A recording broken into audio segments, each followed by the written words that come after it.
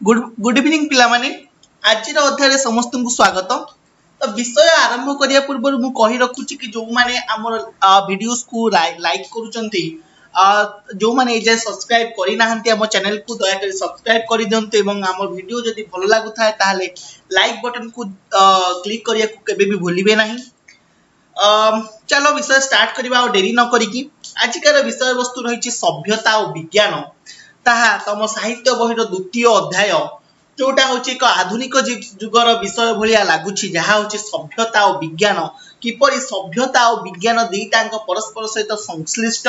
एवं सभ्यता और विज्ञान बिना आम बंचा असंभव एवं दुईटार परस्पर सामंजस्य एवं दुईटार परस्पर रिलेशनशिप बा संबंध कौन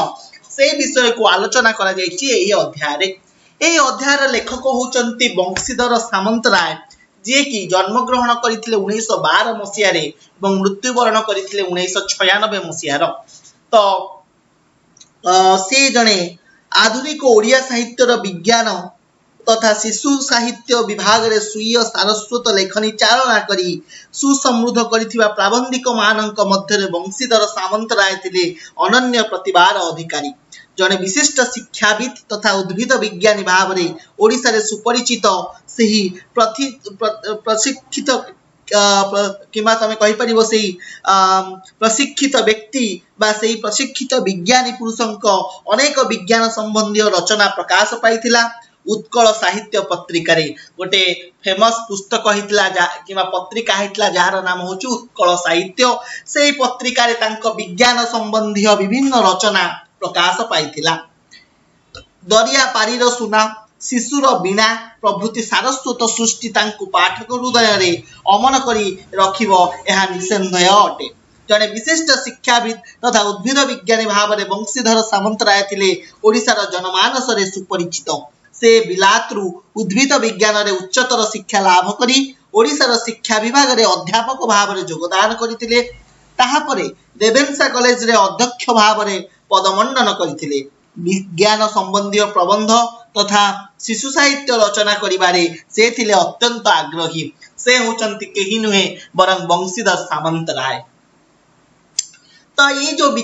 जो विषय आज मैं पढ़िया को जाउचंती सभ्यता और विज्ञान यही शीर्षक प्रबंधटी 1942 साल ज्येष्ठ संख्या उत्कल साहित्य पत्रिका रे प्रकाश पाइथिला। सभ्यतार विकास रे विज्ञान रो अवदान विषय यही प्रबंधर मुखस्वर।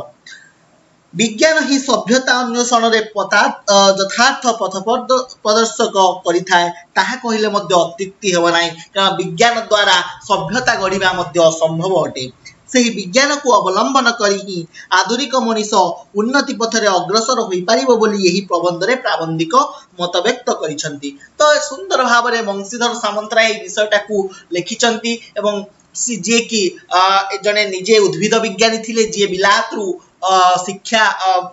उद्भिद विज्ञान रे शिक्षा समाप्त करिकी ओडिशा रे आसी विज्ञान को सभ्यता सहित एक सुंदर भाव में जोड़ी किपरि आग को लोक माने दुईटा सभ्यता और विज्ञान को सांग करिकी नै कि चली परिबे सेही विषय रे मुख्यतः इस अध्याय रे जो बंशीधर सामंतराय जे लेखक मत प्रदान करिसंती। तो सेही प्रबंधर मर्ममाणी विषय रे आमे चला पढिबा तांको विषय टिके पढ़िबा। से अभिव्यक्त कटक जिल्लार पटामुंडाई जोटा एबे केन्द्रापड़ा जिल्ला थिला से कटक जिल्लार पटामुंडाई संप्रति एबे जोटा केन्द्रापड़ा जिल्ला अटे सेइटर निकटवर्ती बड़पड़ा गाँव रे जन्मग्रहण करथिले। आउ तांको विषय आमे पढ़िथिले दरियापारीर सुना और शिशुर बीणा प्रभृति केतोटी रचना से करिसंती। मुख्यतः उत्कल साहित्य पत्रिका रे तांकर विज्ञान संबंधी रचना को से मतपोषण करिसंती। सभ्यता विज्ञान प्रबंधटी 1942 साल ज्येष्ठ संख्या उत्कल साहित्य पत्रिका रे प्रकाश पाइथिला जोटा को आमे पढ़िले एबे। आउ कोन अछि देखिबा। चलो स्टार्ट करिया विषय। मानव जो वैषयिक शारीरिक मानसिक और नैतिक उन्नति एवं ज्ञान साधन करिथाय ताकू आम्भे माने सभ्यता आख्या देइथाउ। एटी बहुत सुंदर भाव लिखिचंती वैषयिक माने विषय संबंधी वैषयिक माने विषय संबंधिक शारीरिक माने निजर शारीरिक विकास अर्थात किपरि योग व्यायाम इत्यादि गुड़ा सब कहे शारीरिक विकास मानसिक माने निजर मनर विकास योग द्वारा किंबा तमे कहि परिबो कि मानसिक माने पूरा पीसफुल रही कि केबे शांति रे किबरि जीवन को तमे नीति जीवन को अतिबाहित करिवो सेही विषय मुख्यतः लिखिचंती नैतिक उन्नति नैतिक आध्यात्मिक जो उन्नति निजर मानसिक चेतनार उन्नति सेटा होछि नैतिक चेतन उन्नति और ज्ञान साधन करिथाय तार जो ज्ञान साधन करिथांती ताकू कहूथाउ आमे सभ्यता बुझि पाइलो ताकू कहिथाउ आमे कोन सभ्यता विभिन्न विभागर विभिन्न परिमाणर उन्नति अनुसार सभ्यता न्यूनतर बा उच्चतर बोली निरूपित होइथाय बुझि पाइलो तो विभिन्न विभागर विभिन्न परिमाणर उन्नति को लोकटा उन्नति करूची को लोकटा अवनति करूची बुझि पाइलो तो लोकर उन्नति ऊपर सेटा डिपेंड करे जे लोकटीर सभ्यता उच्चतर किमा न्यूनतर माने क्षुण कहि परिबो बा छोट कहि परिबो तुच्छ कहि परिबो तो सेइथिरु सभ्यता जणा पड़ी जाय लोकटार सभ्यता कोन बोली उन्नत बा उच्चतर थाय किमा न्यूनतर होई थाय प्राचीन आदिम मानव किमा अधुनातन निग्रो बा पार्वतीय वन्य जाति मानक सहित आम्भ मानक तुलना कले आमे माने देखि पारिबा जे कोन देखि पारिबा सभ्यतार अर्थ कोन ओ तार मूल्य कोन बुझि पाइलो एठी कोन कहउचंती कोन कहउची प्राचीन आदिम मानव माने बण मनिष पूर्वरु जो माने सब आदिम मनुष्य मानव माने थिले बण मनिष माने जांगा पाखरे एते बुद्धि नथिला विचार करिवार शक्ति नथिला से माने कोन करूथिले कंचा मांस खाइ कि रहउथिले जंगल ले ठीक से जे पोशाक मध्य पिंदु नथिले से मान को आदिम मानव को जे अधुनातन निग्रो बा पार्वतीय वन्य जाति मानकर अर्थात अधुनातन माने कोन आजि कालिया निग्रो गोटे जाति बा पार्वतीय वन्य जाति मानक सहित पार्वतीय वन्य जाति मानक माने पर्वतीय अंचल रहउतबा वन्य जाति अर्थात एठी कहउचंती ए जो कोल्ह सांताळ सेही मानक कथा एठी कहउचंती माने जो माने पहाड़ अंचल रे रहिथांती विपद संकुल परिस्थिति जो माने रहिथांती सेही मानकु मुख्यतः आदिवासी मानकु कहउचंती पार्वतीय वन्य जाति मानक सहित आम्भ मानकु तुलना कले आमे मानकु निजकु तुलना कले आम्भे माने देखि परिबा जे सभ्यतार अर्थ कोन आमे जानि परिबा ओ तार मूल्य केते कोन मूल्य आमे केते डेवलप से माने केते डेवलप हेई पारि नाहंती ताहा भीतर ठेवा डिफरेंशिएशन आमे जानि परिबो मुख्यतः पार्वतीय वन्य जाति मानकर अर्थ माने कोन कहिसंती पार्वतीय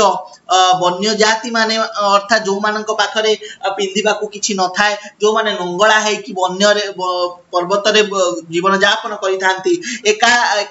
वार्ड रे कहि परिबो कि सेही आदिम मानवक भलिया लोक माने सेही जाति मानक सहित जदि आमे तुलना करिबा आमे माने देखि परिबा जे आमे केते सभ्यतार ऊपर अछंती काहे कि आम पानक पाखरे सब जिंस अछि पोशाक अछि सब जिंस अछि रहिबा पई घर अछि खाइबा पीबा अछि सब अछि किंतु तांक मानकर एते डेवलप्ड माइंड हेई नाही सेति पई से माने तळ श्रेणी र अटंती एवं तार मूल्य केते विभिन्न काल रे विभिन्न जुग रे विभिन्न जाति मानकर एही सभ्यतार आदर्श भिन्न भिन्न थिला तो विभिन्न जुग रे आमे देखिचंती वन्य जेतबेले आदिम मानवक जीवन थिला सेतबेले आमर पाखरे किछि नथिला एबे आम पाखरे सब प्रकार डिफरेंट डिजाइन रो डिफरेंट फैशन रो सब जिंस आमे पिंदुचंती आमे बहुत ऐश आराम रे जीवन को अतिबाहित करचंती तो सेया लेखा आइछि विभिन्न जाति मानकर एही सभ्यतार आदर्श भिन्न भिन्न थिला आम्भे माने प्राचीन रोमियो ग्रीसीय सभ्यतार देखिबा को पाउ जे जावतीय रोमियो ग्रीसीयंक पाखरे कोन देखिया पाउ जावतीय वैषयिक उन्नति सेमानंक सभ्यतार आदर्श रूप रे परिगणित हेउतला तांक पाखरे बहुत सारा जिंस थिला से माने बहुत सुख रे जीवन यापन करूथिले सेही कथा को मुख्यतः एठी दर्शाई छंती लेखक बुझ पाइलो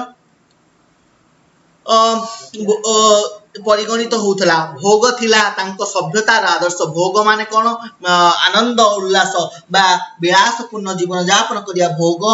करिवा सबकु सेटा को कहउचंती भोग बुझ पाइलो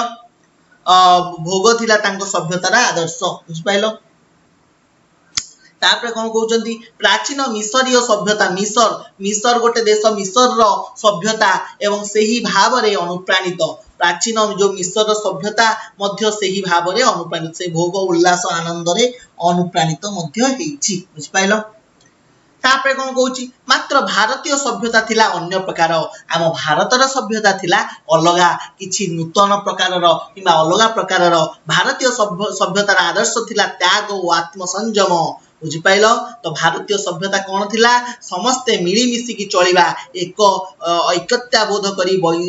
वसुधैव कुटुंबकम नीति रे चलिबा सेटा थिला भारतीय सभ्यतार आदर्श जोटा होचे त्याग अन्य पई त्याग करिबा निजर आत्मसंयम रक्षा करिबा सबु जिंस रे पेशेंस रखिबा सेटा होचे भारतीय सभ्यतार मुख्य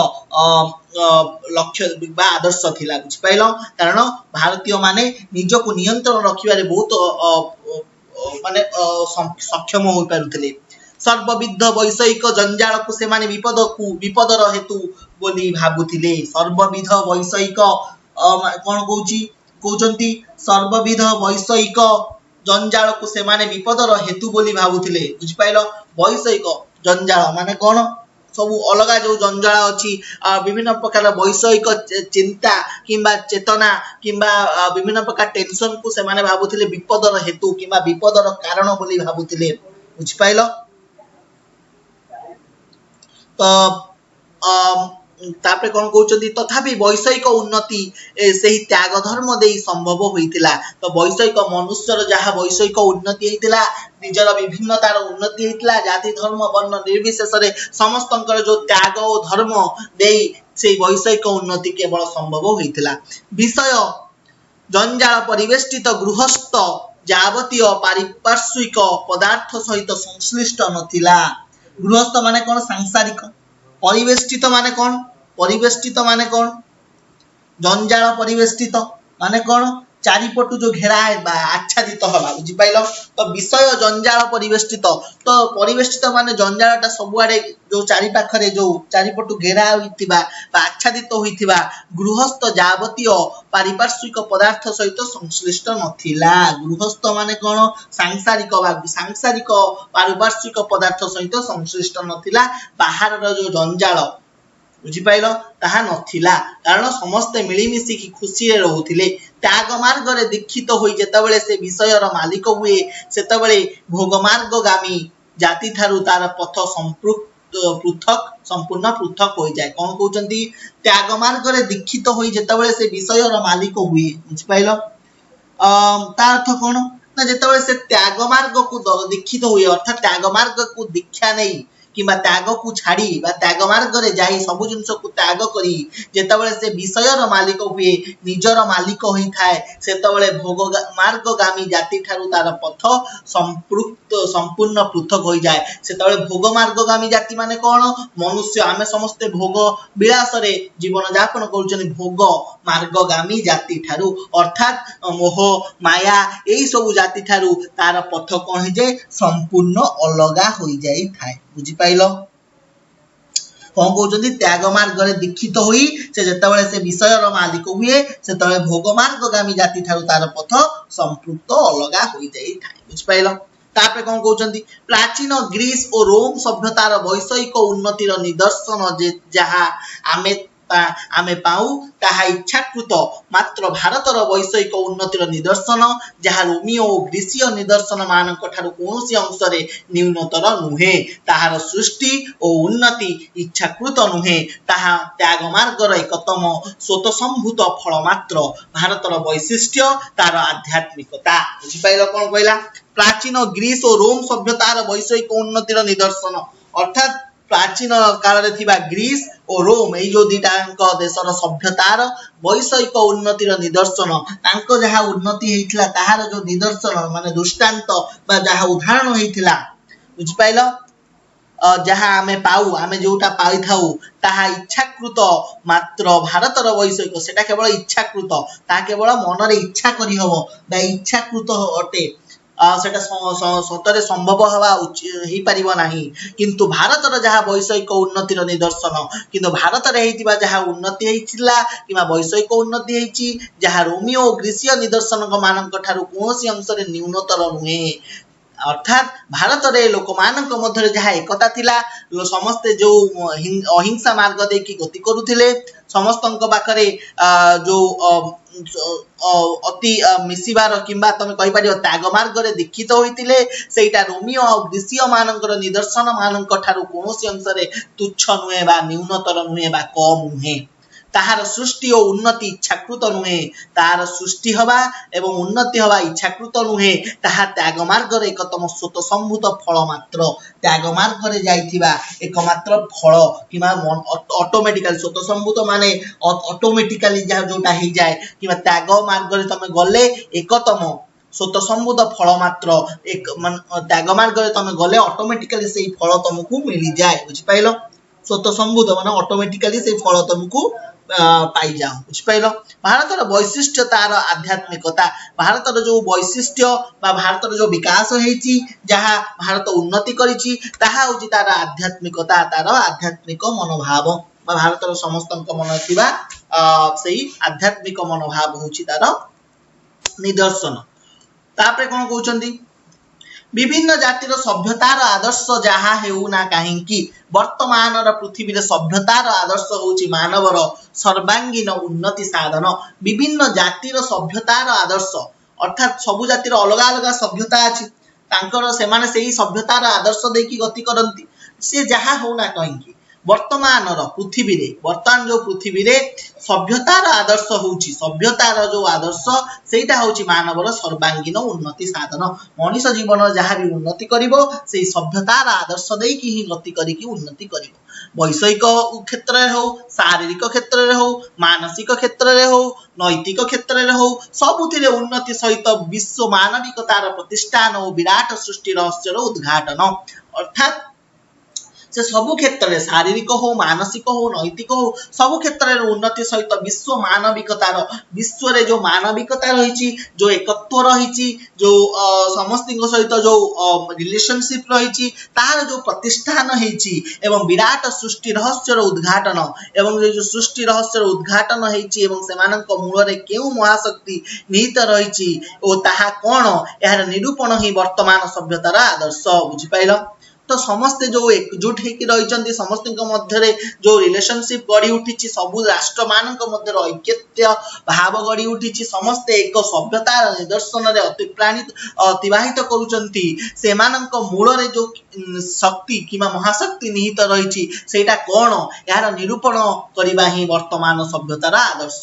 विभिन्न काल रे विभिन्न जाति यार अंश विशेष को सभ्यतार आदर्श बोली धरी नउथिले विभिन्न पूर्व काल रे नने कहि परिबो जुगे जुगरे विभिन्न जाति डिफरेंट काइंड ऑफ तम जहा अछि जे वर्ण जाति समस्ते अलग अलग जाति यार जो अंश विशेष को सभ्यतार आदर्श बोली धरी नउथिले बुझ पाइलो पुणी कौन जाति एमानक मध्यरु प्रायतः अधिकांश को निज सभ्यतार आदर्श अंगभुक्त करथिले हे सेमानकर साधन को सेमाने भिन्न पथ दे निरूपण करबा को जाइथिले बुझि पाइलो सेमाने जो साधन बा तांको जो मन मानविकता बा तांको चेतना को सेमाने अलगा पथ दे कि निरूपण करबा को जाइथिले केही चिंता रे निरूपित करबा को चेष्टित थिले ओ केही कार्य रे चेष्टित थिले ओ एमानक मध्यरु केतेक सेही लक्ष्य स्थल रे पहुंची परिवार प्रकाश करंती बुझि पाइलो अर्थात केही चिंता रे निरूपित करबा को चेष्टित थिले से मन मन भाबी कि चिंता रे सेटा को प्रतिफलित करबा को चेष्टा करुथिले केही कार्य रे चेष्टित थिले के काम करी कि चेष्टा करुथला कि मु से आदर्श को निदर्शन देई परिबी आउ के भाबुथला से लक्ष्य स्थल रे पहुंची परिवार के मध्य से लक्ष्य स्थल रे मध्य पहुंची परिवार प्रकाश करंती हिंदू माने कहती से माने लक्ष्य स्थल पाई अछंती हिंदू माने माने आमे माने समस्त हिंदू जो माने आमे कहती कौन लक्ष्य स्थल रे आमे पाई सारिछु सेमानक विभिन्न दर्शन शास्त्र निहित प्रणाली द्वारा विश्व विराट शक्ति कौन ताहा मानव निरूपण करि पारे सेही पथरे गले प्रथम रे जीवन रो उद्देश्य हृदयंगम न हेले हे लक्ष्य स्थल रे उपस्थित हेला परे समस्त स्पष्ट प्रतिभात हुए बुझि पाइलो तो कौन कहला सेमानंकर विभिन्न दर्शन शास्त्र निहित प्रणाली द्वारा अर्थात डिफरेंट जहाँ प्रणाली किंबा दर्शन शास्त्र रे निहित किंबा थिबा प्रणाली द्वारा विश्व विराट शक्ति कौन ତାହା ମାନବ ନିରୂପଣ କରିପାରେ, ମନୁଷ୍ୟ ତାହା ନିରୂପଣ କରିପାରିଥାଏ। ସେଇ ପଥରେ ଯଦି ଆମେ ଯିବା, ସେ ଦର୍ଶନ ଶାସ୍ତ୍ରରେ ନିହିତ ଥିବା କିମ୍ବା ଲିଖନ ଥିବା ଯାହା ପ୍ରଣାଳୀ, ସେଇ ଯଦି ପଥରେ ମନୁଷ୍ୟ ଗଲା, ତାହେଲେ ପ୍ରଥମରେ ଜୀବନର ଉଦ୍ଦେଶ୍ୟ ହୃଦୟଙ୍ଗମ ନହେଲେ ପ୍ରଥମରୁ ହିଁ ଆମକୁ ଜୀବନର ହୃଦୟଙ୍ଗମ ହୁଏ ନାହିଁ। ଜୀବନ ଆମେ କାହିଁକି ଜନ୍ମ ନେଇଛନ୍ତି, ଆମ ଜୀବନର ଉଦ୍ଦେଶ୍ୟ କ'ଣ, ସେଟା ଆମକୁ ହୃଦୟଙ୍ଗମ ହୁଏ ନାହିଁ। କିନ୍ତୁ ଯଦି ଲକ୍ଷ୍ୟସ୍ଥଳରେ ଥରେ ପହଞ୍ଚିଗଲ, ତାପରେ ଆମେ ଜାଣିପାରୁ ଆମ ଜୀବନ ବଞ୍ଚିବାର କିମ୍ବା ଆମେ ବଞ୍ଚିବାର ଉଦ୍ଦେଶ୍ୟ ଆକ୍ଚୁଆଲି କ'ଣ। ଏହାର ସାଧନ ପାଇଁ ଶାରୀରିକ ମାନସିକ ଉନ୍ନତି ସର୍ବାଦୌ କରଣୀୟ। ଏହାର ସେଇ ଯେଉଁ ତମ ଲକ୍ଷ୍ୟସ୍ଥଳରେ ପହଞ୍ଚିବା ପାଇଁ, ସେ ଲକ୍ଷ୍ୟସ୍ଥଳ ସାଧନ କରିବା ପାଇଁ ନିଜ ଶାରୀରିକ କ୍ଷେତ୍ରରେ, ମାନସିକ କ୍ଷେତ୍ରରେ, ବୈଷୟିକ କ୍ଷେତ୍ରରେ, ନୈତିକ କ୍ଷେତ୍ରରେ, ସବୁ କ୍ଷେତ୍ରରେ ତମକୁ ଷ୍ଟ୍ରଙ୍ଗ ହବାର ଅଛି, ସବୁ କ୍ଷେତ୍ରରେ ନିଜକୁ ବିକଶିତ କରିବାର ଅଛି। ତାପରେ ଯାଇକି ତମେ ତମ ଲକ୍ଷ୍ୟସ୍ଥଳରେ ପହଞ୍ଚି ପାରିବ। ଏହା କେବଳ ଶିକ୍ଷା, ସଂଯମ ଓ ବ୍ରହ୍ମଚର୍ଯ୍ୟ ପାଳନରେ ସମ୍ଭବ ହୁଏ। ବ୍ରହ୍ମଚର୍ଯ୍ୟ କ'ଣ ଜାଣିଛ? ବ୍ରହ୍ମଚର୍ଯ୍ୟ ମାନେ କ'ଣ? ଯାହା ହେଉଛି ନୀତି ନିୟମରେ, କିମ୍ବା ତମେ କହିପାରିବ ବିଦ୍ୟାର୍ଥୀର ଯେଉଁ ପଞ୍ଚ ଲକ୍ଷଣରେ ତମେ କହିପାରିବ ପଞ୍ଚଭୂତକୁ ଅବଲମ୍ବନ କରି ଶିକ୍ଷା ପାଠ ପଢ଼ି ସଂଯମତା ସବୁ କାର୍ଯ୍ୟରେ ସଂଯମତା ରକ୍ଷା କରି, ପେସେନ୍ସ ରକ୍ଷା କରି, ସବୁ କ୍ଷେତ୍ରରେ ଦୃଢ଼ ମନୋବୃତ୍ତି ରଖି ସେଇ ତାକୁ ସବୁ ଯଦି ପାଳନ କରିବ, ତାହେଲେ ଯାଇକି ତମେ ତମର ଲକ୍ଷ୍ୟସ୍ଥଳରେ ପହଞ୍ଚିବା ପାଇଁ ସକ୍ଷମ ହେଇପାରିବ। ଏହାର ମୂଳରେ କଠୋର ସାଧନା ଦରକାର। ଡେଫିନାଇଟଲି ପରିଶ୍ରମ ନହେଲେ ତମେ କେବେ ପାଇପାରିବ ନାହିଁ ଫଳ। ତମେ ମେଟ୍ରିକ ପରୀକ୍ଷା ଦେବ, ମେଟ୍ରିକ ପରୀକ୍ଷାରେ ତମେ ଯଦି ପାଠ ଭଲସେ ନ ପଢ଼ିବ, ମେଟ୍ରିକ ପରୀକ୍ଷାରେ କେବେ ଠିକ ସେ ପାସ୍ ବି କରିପାରିବ ନାହିଁ। ପରୀକ୍ଷାରେ ବହୁତ କମ ମାର୍କ ରଖିବ। ସେଥିପାଇଁ କ'ଣ ଦରକାର? କଠୋର ସାଧନା ଦରକାର, ଅକ୍ଳାନ୍ତ ପରିଶ୍ରମ ଦରକାର। ପରିଶ୍ରମ କଲେ ହିଁ ତମେ ଫଳ ପାଇବାର ଆଶା କରିପାରିବ। ସେମାନଙ୍କ ମତରେ ସେମାନେ ସଭ୍ୟତାର ଉଚ୍ଚତମ ସୋପାନ ଆରୋହଣ କରିଥିଲେ ହେଁ ତାହାର ବିଲୋପ ସାଧନ କଲେ ସଭ୍ୟତର ଜାତି। ବୁଝିପାରିଲ? ସେମାନଙ୍କ ମତରେ ମାନେ ଆମମାନଙ୍କ ମତରେ ଆମେ ସଭ୍ୟତାର ଉଚ୍ଚତମ ସ୍ଥାନରେ କିମ୍ବା ଉଚ୍ଚତମ ସୋପାନରେ ଆରୋହଣ କରିଥିଲେ ହେଁ, ଆମେ ଆରୋହଣ କରିଥିଲେ ମଧ୍ୟ ତାହାର ବିଲୋପ ସାଧନ କଲେ, ଆମେ ଯଦି ସେଇ ସଭ୍ୟତାକୁ ବିଲୋପ କରିବା ବା ତାର ବିଲୋପ ସାଧନ କରିବା, ତାହେଲେ ସଭ୍ୟତର ଜାତି, ସେଇ ସଭ୍ୟତାର ଯୋଉ ଜାତି, ବିଭିନ୍ନ ପ୍ରକାର ଜାତି ମାନେ ସେଇ ଯୋଉ ସଭ୍ୟତାର କ'ଣ କଲେ? ବିଲୋପ ସାଧନ କଲେ ବା ସଭ୍ୟତାକୁ ଧୀରେ ଧୀରେ ବିଲୋପ କରି ଚାଲିଲେ। ବୁଝିପାରିଲ? ଯେତେ ଦିନ ପର୍ଯ୍ୟନ୍ତ ଭାରତୀୟ ସଭ୍ୟତା ଉପରେ ବାହାରୁ କେହି ହସ୍ତକ୍ଷେପ କରିପାରି ନଥିଲେ, ତାହା ସେ ପର୍ଯ୍ୟନ୍ତ ଅକ୍ଷୁଣ୍ଣ ଥିଲା ବା କ୍ଷୁଣ୍ଣ ମନେକର ତାକୁ କେହି ଛୁଇଁ ବି ପାରୁନଥିଲେ। କାହିଁକି? ଭାରତର ଯଦି ତମେ ମନେକର ଘର ଭିତରେ, ତମ ଘର ବାହାର ଲୋକ ଆସିକି ହସ୍ତକ୍ଷେପ କରିବେ ତମ ଘର କାର୍ଯ୍ୟରେ, କେବେ ତମ ଘର ଶାନ୍ତିରେ ରହିପାରିବ ନାହିଁ। ଘର 2 ଦିନରେ ଭାଙ୍ଗିଯିବ। ସେହିପରି ଭାରତରେ ମଧ୍ୟ ଲୋକମାନଙ୍କର ଯୋଉ ଏକତା ଅଛି, ସେ ଏକତାକୁ ଭାଙ୍ଗିବା ପାଇଁ ଯଦି ବାହାର ଦେଶରୁ ଲୋକମାନେ ଆସିକି ହସ୍ତକ୍ଷେପ କରିବେ, ତାହେଲେ ଭାରତ କେବେ ଏକତ୍ୱ ହୋଇ ରହିପାରିବ ନାହିଁ। ଭାରତ 2 ଦିନରେ ଭାଙ୍ଗିଯିବ କିମ୍ବା ଭାରତ ପରାଧୀନ ହୋଇଯିବ, ଯେପରି ଇଂରେଜମାନେ ଭାରତକୁ ଶାସନ କରିଥିଲେ। ସେହିପରି ଲେଖାଯାଇଛି, ଯେତେ ଦିନ ପର୍ଯ୍ୟନ୍ତ ଭାରତୀୟ ସଭ୍ୟତା ଉପରେ ବାହାରୁ କେହି ହସ୍ତକ୍ଷେପ କରିପାରି ନଥିଲେ, ଯେତେ ଦିନ ଭାରତରେ ଏକତା ଥିଲା କିମ୍ବା ଭାରତରେ କେହି ଆସିକି ହସ୍ତକ୍ଷେପ କରିନଥିଲେ, ସେତେ ଦିନ ଯାଏ ଭାରତ କ'ଣ ଥିଲା? ଅକ୍ଷୁଣ୍ଣ ଥିଲା। କିନ୍ତୁ ସମସ୍ତେ ଯେତେବେଳେ ହସ୍ତକ୍ଷେପ କଲେ, ଭାରତ ଚୁରମାର ହେଇଗଲା, ଭାରତ ପରାଧୀନ ହେଇଗଲା। ଅନ୍ୟ ଜାତିମାନେ ମଧ୍ୟ ସେହିପରି ନିଜ ନିଜ ସଭ୍ୟତାର ଉତ୍କର୍ଷ ପ୍ରମାଣ